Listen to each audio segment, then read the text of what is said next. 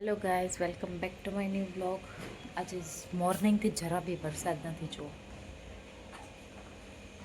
જરા બી વરસાદ નથી. આજ ખાવાનું વિચારી કે શું બનાવવાનું, કશું સૂચતું જ નથી કે શું બનાવીએ. એમ ચલો કંઈક કરીએ. વાદળા કેવા દેખાય છે જો. આજની રેસીપી હતી ચણા ચટપટી. એટલે કે ચણા ચોર. ચણા ચટપટી અને ચણા ચોર બે એક જ છે. હા, પણ મુંબઈ સ્ટ્રીટ ફૂડ ટાઈપ બનાવી છે. એ બહુ મસ્ત બની છે. તમે જે અમારી રેસીપી જોજો અને કહેજો મને કમેન્ટમાં કેવી લાગી તમને. તમે બી બનાવજો અને ટ્રાય કરજો. હવે આપણે આમાં ચણા ચટપટી બનાવીએ. બાઉલ લઈ લીધો છે. હવે આપણે આમાં ચણા ચટપટી નાખીએ. એટલે આખા ચણા નથી, બધા મોટા ચણા આખા નાખે બાફીને. પણ આ એને ચણાને આમ કહેવાય ને, પ્રેસ કરીને હુકાઈ દીધા ને એવા ક્રન્ચી, ઇસ્ત્રીની ક્રન્ચીવાળા. હવે આપણે આમાં કાંદા નાખી દઈએ, છોટા છોટા ચોપ કરેલા. હરખા નાખ બધા. હા, આવે ઢેરી અને નકળી થઈ. ગાઈઝ, હવે આપણે ટમેટા ચોપ કરેલા એડ કરી દઈએ.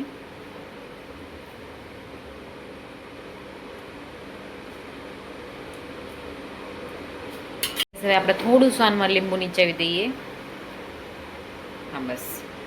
ગાઈઝ, ચણા ચટપટીમાં એના એક વસ્તુ બાકી હતી, જો ચાટ મસાલો.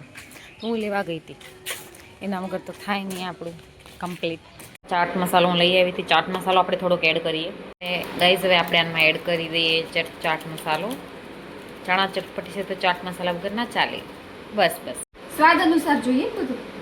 નમક એડ ના કરતા. ચટપટીમાં ઓલરેડી નમક આવ્યું છે, બિકોઝ આ જે અમે પેકેટ લીધું છે ને એનો ઓલરેડી બધો મસાલો મિક્સ જ આવ્યો છે. એટલે આમાં કશું એડ કરવાની જરૂર નથી. અગર તીખું જોઈએ તો તમે એ પ્રમાણે તમારું લાલ મરચું એડ કરી શકો. સો ગાઈઝ, હવે આપણે આમાં ધાણા કટિંગ કરી નાખી દીધું. કોથમીર આમ ઝીણું ઝીણું ઝીણું ચોપ કરી નાખીએ ને તો ટેસ્ટ સારો આવે. તો ગાઈઝ, ચટપટી થોડીક મોળી છે તો આપણે થોડું શું લીલું મરચું આપણે એડ કરીએ સ્પાઇસ માટે. સો ગાઈઝ, હવે આપણે આને મિક્સ કરી દઈએ. મેં આખા ચણા નથી લીધા, મેં આ ચણા ચટપટી લીધી છે. સો ગાઈઝ, હવે આ રેડી છે. આના ઉપર તમે ઝીણી સેવ હોય એ તમે એડ કરી શકો ઉપર. તમને જે એડ કરી શકો એ તમે કરી શકો. પણ મને આટલું સાદું સિમ્પલ ભાવે ને એટલે મેં સાદું સિમ્પલ જ બનાવ્યું છે. ને ઇઝી છે, તમે બી ટ્રાય કરજો. આજે તો સેજ બી વરસાદ નથી, જો એકદમ કોરું કોરું છે. જો આજ મોર્નિંગથી વરસાદ નથી આવ્યો તો હું આંટો મારવા નીકળી છું.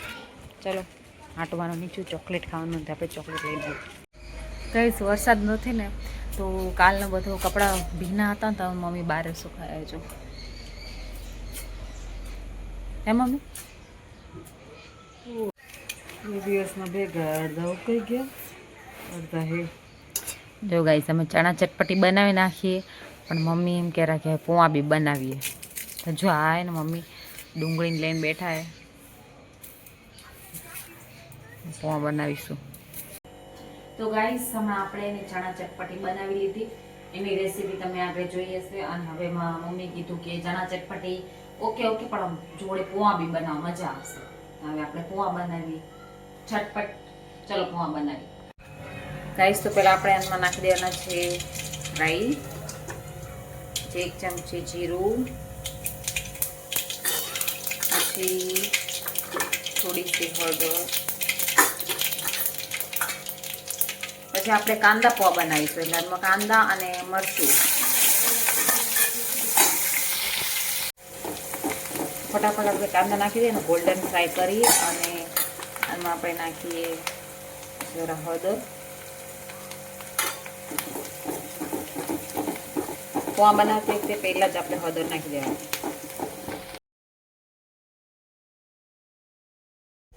તો ગાઈસ, મેં આનો પોવા પલાળી લીધા હતા. આના અંદર 1 લીંબુ મેં સ્ક્વીઝ કર્યું હતું અને નમક નાખ્યું હતું અને ખાંડ 1 સ્પૂન નાખી હતી. એટલે આમાં જ અંદર બધું નાખી દીધું હતું. હવે આપણે આનો અંદર નાખી દઈએ આપણે વઘાર.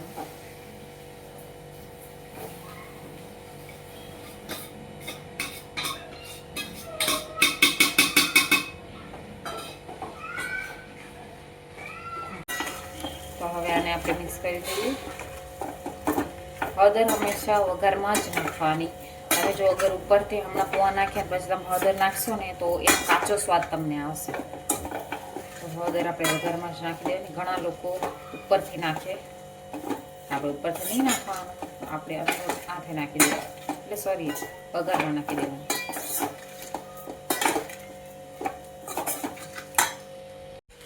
પોવાને આપણે ફટાફટ આમ હલાવી લઈએ, મિક્સ કરી લઈએ ફટાફટ.